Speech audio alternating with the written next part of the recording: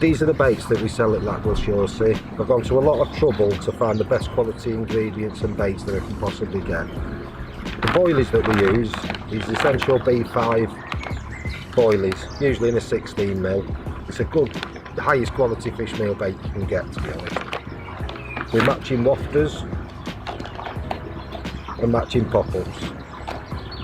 The pellets that we use, the Le Goisson 9.5mm T-Tang pellets. We've used these because a lot of even the dog likes them. Yeah. We use them because a lot of fishery owners over here have told us there's basically only Le Goisson or Coppins to use. And the lads I've spoke to that have used these have actually seen better results. So we're sticking to them. And the spod mix that I sell, it's maize, wheat, some pigeon conditioner, some maples and a few tigers in it. Now the particles and pellets can only be used what we sell. You're not allowed to bring your own. And I do that because I know what quality pellets I want in the lake.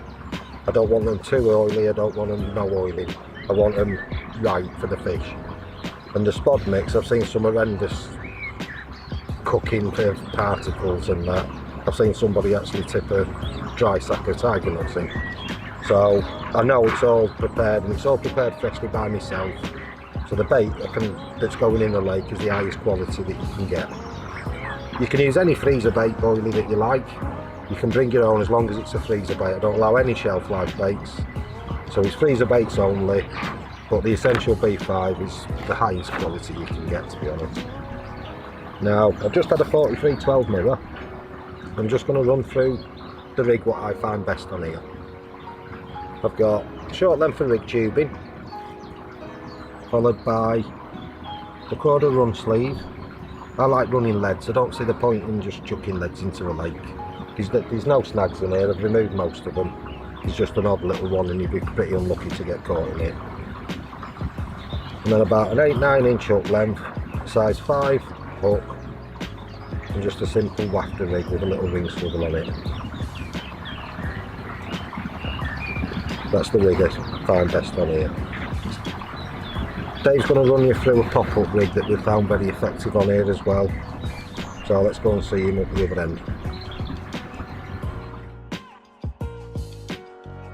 Right, this is the rig I'm using. This is my go-to rig as a pop-up rig on most waters that I fish these days. Call it the swimmer rig, the Ronnie rig, whatever you want to call it these days.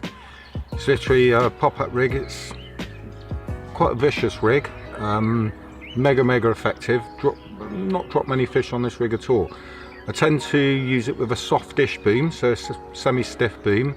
I see a lot of people use it with fluorocarbon. I've not found the necessity to go down that route myself, and I'm a great believer in not changing something if it doesn't need changing. So this rig does me, good for all the waters that I fish, and I'll just go through a few bits and pieces of the rig. Right, the first part of the rig is a hook. It's a curved shank hook. This is a mugger. I like the slightly more in-turn eye on the mugger, so it just gives me a better hook hold. The difference which I do with my Ronnie rigs is actually tie the swivel to the hook, so it's very flexible rather than use metal clips. The hook link material I'm using, it's a coated hook link material, but it's quite a soft hook link material.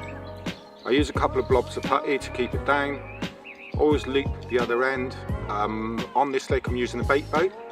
If I wasn't using a bait boat and I was casting, then I would use long sleeves just to keep the rig away from the lead and just make it easier to cast distances without any tangles. So that's it really.